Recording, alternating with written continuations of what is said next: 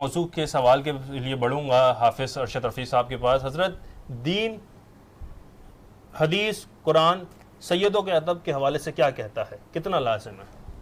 सल्लल्लाहु अलैहि नबी व आलिहि सल्लल्लाहु अलैहि वसल्लम।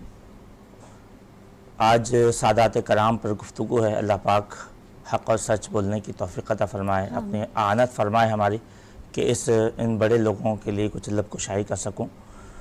हुज़ूर नबी मुकर्रम नूर मुजस्सम शाह बनी आदम रसूल मुहतशम सल्लल्लाहु ताला अलैहि वसल्लम कि वाज़ेह हदीस से मैं इस बात का आगाज़ करना चाहूँगा कि आप फरमाते हैं कि अपनी औलाद को 3 चीज़ें सिखाओ।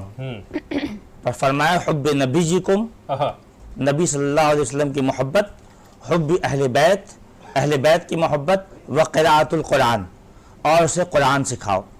तो ये बुनियादी तौर पर हमें ये सबक दिया गया, ये बताया गया, ये बात काफ़ी थी कि अब इसमें जिस तरह से इसमें नबी अकरम सल्लल्लाहु अलैहि वसल्लम ने, और एक तवील हदीस इसमें फिर है, मैं इख्तिसार से काम लूँगा।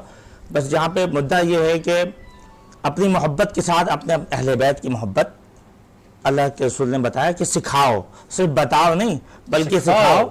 और फिर फरमाया फिर क़िराअतुल कुरान, क्योंकि इसमें एक नुक्ता ये भी है कि पहले मोहब्बत होगा, फिर अहले बैत की मोहब्बत शामिल होगी, फिर जो क़िराअतुल कुरान होगा उसमें असर होगा, उसमें मौजिज़ात, उसमें मामलात और उसमें असर होगा इंशाअल्लाह, उसमें क़ुव्वत मुअस्सरा होगा। पहला पॉइंट ये। इसी तरह से हमें वाज़ेह बहुत सारी अहादीस तय्यबात मिलते हैं।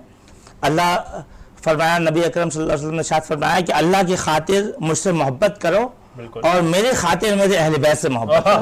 अल्लाह, जिसने अहले बैत को नुकसान पहुंचाया उसने मुझे नुकसान पहुंचाया, जिसने मुझे नुकसान पहुंचाया गोया उसने अल्लाह को नुकसान पहुंचाया। ये रसूल खुदा का फरमान। फिर एक मौके पर आप सल्लल्लाहु अलैहि वसल्लम ने फरमाया कि कसम है मुझे उस ज़ात की जिससे कब्ज़े कुदरत में मोहम्मद सल्लल्लाहु अलैहि वसल्लम की जान है कि हमारे अहले बैत से जिसने बुग़्ज़ रखा वो दाखिल जहन्नम होगा। क्या कहना, अल्लाह की कसम खाकर कह दिया, बात खत्म हो गई। एक और हदीस में सर मुस्तनद हदीस है, मुत्तफ़क़ुन अलैह हदीस अर्ज़ कर रहा हूँ। फरमाया कि मेरी शफ़ाअत मेरी उम्मत के उस शख्स के लिए है जो मेरे घराने से मोहब्बत करता हो, क्या मेरी शफ़ाअत है उसके लिए। तो ये वाज़ेह अहादीस में ये बात मौजूद है। इंशाअल्लाह फिर और मज़ीद गुफ्तगू इस पर। बहरुल उलूम में कुछ इस तरह का मामला है? हाँ, बहरुल उलूम ने तो इल्म का समंदर है वो, तो उन्होंने तो बड़ी बात की है। इंशाअल्लाह हम बात